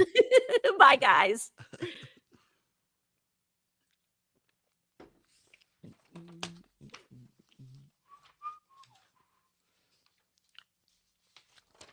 How cool is that? Excellent. Yard, Compass says head north. More closet space? Compass says go west. Haunted basement? Yeah, maybe steer clear of that one. With the Aaron Weber Group in Compass, you won't go in circles because when it comes to real estate, we always point you in the right direction. The Aaron Weber Group, powered by Compass at movetomadison.com. Are you ever I've questioning when gotten life will slow down? 2 Are you ever campaign thinking of texts just during the show relaxing today and so far. enjoying the simple things? All of this is possible, even while still being in the workforce. Worthington, Minnesota is a town growing, yet it's nothing like Elon Musk is metro pouring life. millions into Professional Schimmel's Supreme and Court labor campaign. jobs, a beautiful lake, You're bike correct. trails, recreation, acres of public hunting, festivals, and great people. Slow down. We're just a short drive away. So I come also got a join us. text, an alert from Worthington, PayPal. it's worth a look. Your account is charged with $478.89 with bit coin purchase. Yeah, okay, that's definitely real. Thank you very much. After dark, and I will the not new be clicking that link. Wild Side. They also offer field trips, birthday parties, service days, and their new Paws and Pages reading program. Learn more at 30 seconds. giveshelter.org.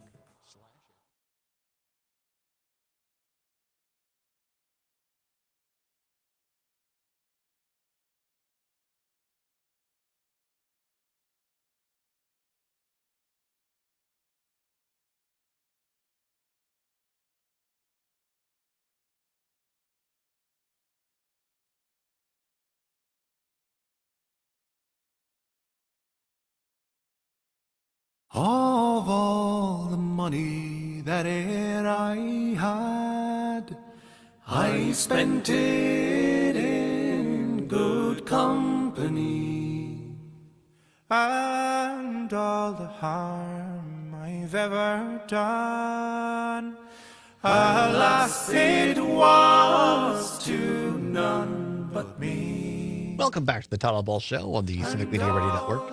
It is now 9 before the hour of 1 o'clock. Aaron Zommers on the St. Patrick's Day along with you as well. That is the High Kings will play most of that song on the way out today. Kind of becoming a St. Patrick's Day tradition, I guess, after 3 years.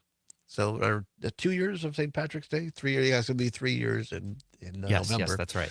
So, yeah, we'll play that. It's a great song. I know my former boss, Dale Schultz, is one of his favorite songs. So we'll play that on the way out. Many thanks to Terry for coming on, Terry Barr for coming on the show, talking about this great festival in New London, New Dublin. Kimber, listening on WRCE in Richland Center. Kimber from Muscatee says, fabulous. This new Dublin festival is now on my bucket list. Excellent. Yeah. And of course, there's the great Morel Festival, Morel Mushroom Festival in Muscatee.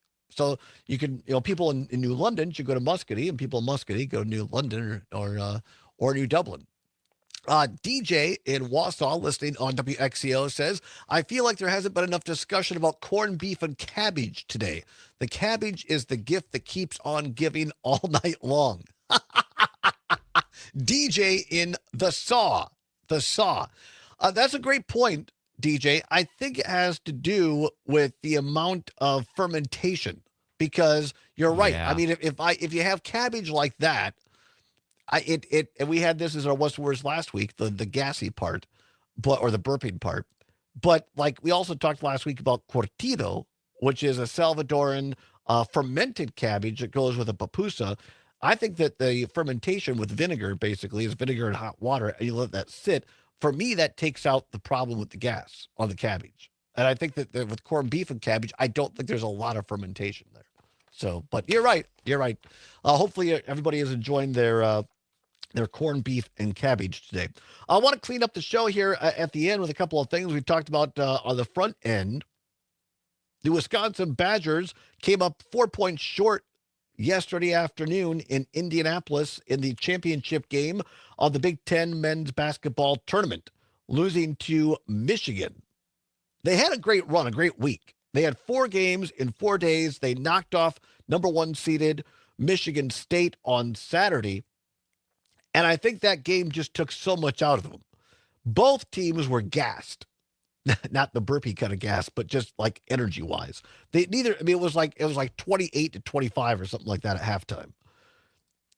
But at the end of the day, I think Wisconsin missed their last 8 or 9 shots in the last couple of minutes, and Michigan went on to win that. The Badgers then later on, about an hour later in the selection show on CBS, felt a lot different, by the way, without Greg Gumbel on this year's show. Wisconsin is a 3 seed in the NCAA tournament. A lot of people thought, including me, they would end up in Milwaukee, one of the regional host sites. But no, Iowa State got that. Iowa State. You know anybody who went to Iowa State, Summers? I feel like you're about to tell me that I do. They have a great architectural program, from what I know. But how Iowa State, they didn't even make it to the championship game of the Big 12 tournament.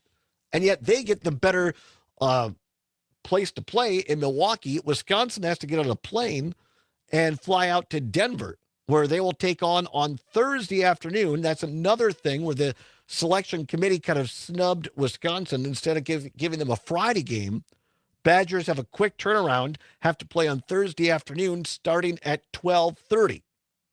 You can hear the pregame show. Generally, it's an hour before. It may be a half an hour for a tournament game. I'm not sure. We'll wait to hear about that tomorrow. But in any case, our show will be preempted on Thursday on select stations in Richland Center, Amory, and Wisconsin Rapids. If you'd rather listen to the game on Thursday, no offense taken. Believe me, we'll give you updates on this side of the dial. Wisconsin taking on the Grizzlies of Montana at 12:30. I believe the game is televised on TNT and broadcast for free right here on the Civic Media Radio Network, also available on the Civic Media app, so please be listening to that. Should be a great game. In today's BadgerExtra.com, Greg Gard says, quote, Greg Gard had no noticeable steam coming out of his ears. In fact, the UW men's basketball coach was a picture of positivity as he addressed reporters on Sunday night in the hallways of the bowels of Gamebridge Fieldhouse. Gard could have come out guns blazing after the Badgers' path to the NCAA tournament was revealed. Instead, he took a pragmatic approach. Those who follow these types of things inside the Wisconsin program were supremely confident the Badger would be given the 3 seed and a spot in Milwaukee. Well, Wisconsin got the 3, but the Badgers, 26-9 on the year so far, ended up below Iowa State and Kentucky on the overall seed list and were sent instead to Denver. Gard said, quote, you just go wherever they send you. I don't know what goes on in those rooms and their logic or reasoning. There's a lot of other moving parts to it. So obviously a really good seed is a 3, and that's a credit to our guys and the 26 wins that they put together. And obviously, as I've always said, the bad teams are all on spring break. That's pretty good. So we'll see. We'll see what happens at the end there for Wisconsin. But again, that's coming up on Thursday. We're going to go out just a little bit early here, as we do on St. Patrick's Day. This is the High Kings. Todd Allbaugh saying, whatever you're fighting for, whatever you believe in, keep banging your drum. But today we defer a little Irish goodbye for you on the Todd Allbaugh Show on Civic Media. Maggie Dawn is next. Have a great St. Patrick's Day.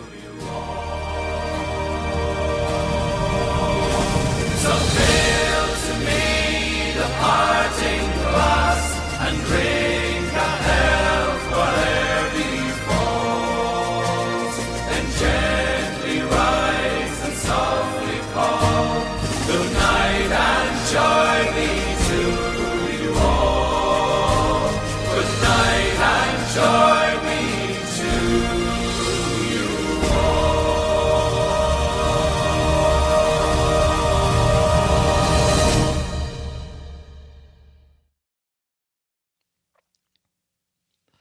All right, everybody.